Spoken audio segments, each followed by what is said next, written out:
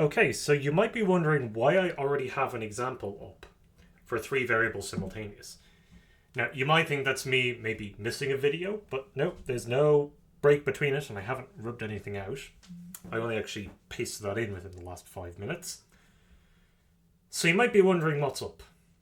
Well, in terms of simultaneous equations, if you know the elimination method, then 3 variables simultaneous doesn't really need much introduction. Because all you're doing is effectively the elimination method 2 or 3 times, depending on the question. All you have is just an extra variable to account for. So it's not actually all too terrible.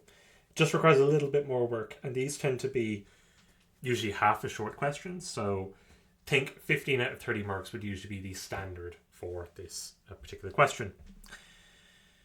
So first things first, we're going to give the equations names as per normal. So I'm going to call them now 1, maybe I'll do it to the left hand side, 1, 2, and 3.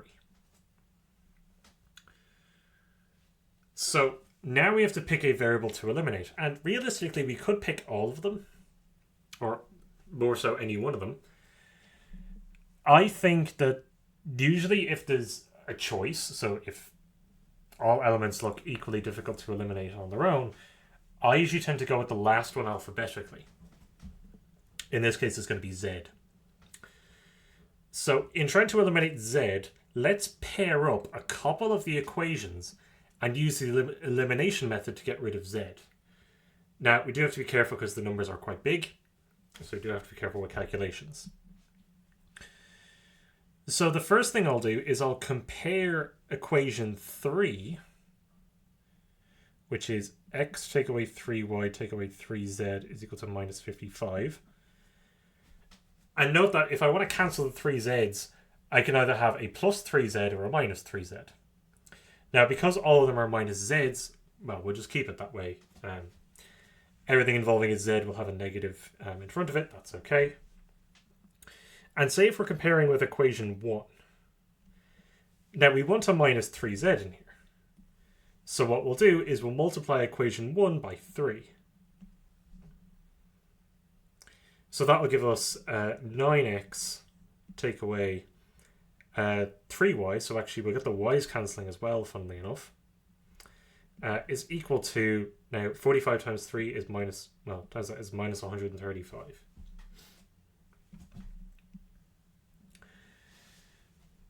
So in this case, because we have the same sign, we're going to subtract the equations. So in fact, the 3z's are going to knock each other out and the 3y's. Normally this doesn't happen, it happens in this case. So what we'll end up with is negative 8x is equal to negative 55, subtract negative 135 will give us 80. So x is minus 10. Okay, great. Now we need to find 2 more equations now involving x and y, considering we have x already.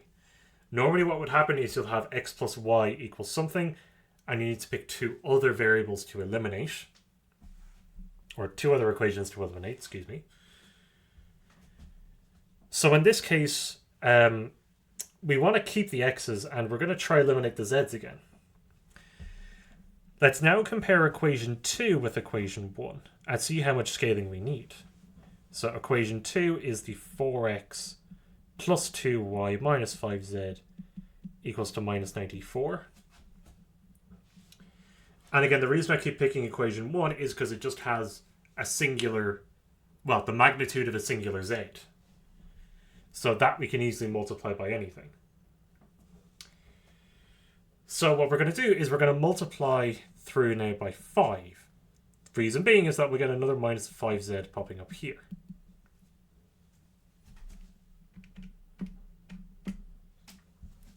Then multiplying that, 45 times 5 is minus 225. Then the rest will follow as 9x, take 3y. Sorry, no, what am I doing? It's multiplying by 5, silly. So we'll get 15x minus 5y minus 5z is minus 225. That works. Now, again, they have different sign, or same sign, so they're going to subtract. So the 5z's are going to knock each other out.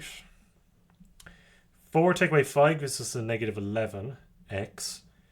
2 subtract negative 5 gives us plus 7y. And then this, negative 94, take away negative 225 is 131.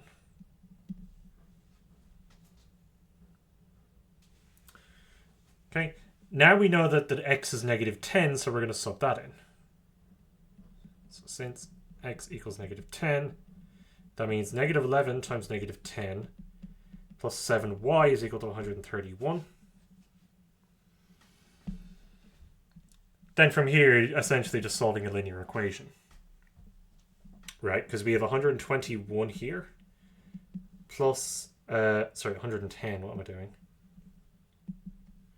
Plus 7y equals 131. So subtracting, we get 7y is 21, or equivalently, y is 3. And then finally, we need to pick an equation to find z. Again, as I mentioned, best to use the one with the smallest coefficient, or smallest magnitude of coefficient. So for that, we'll pick equation number 1. So all of that information is now going into equation 1, which, remember, reads 3x take away y take away z is minus 45.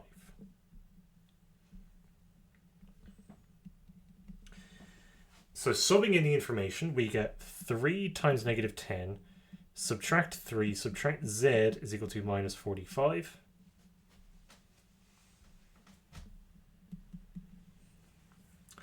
So that's negative 30 subtract 3. So negative z subtract 33 is negative 45.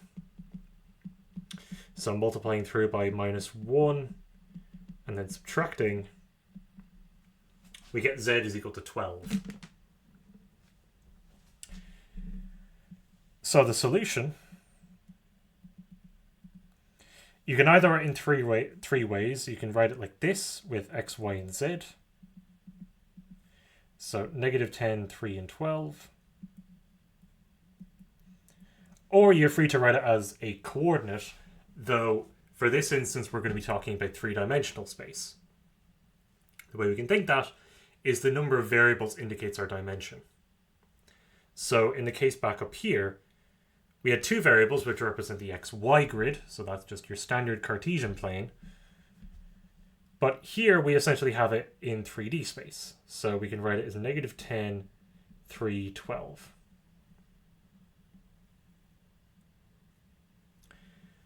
Either one of those is a valid solution.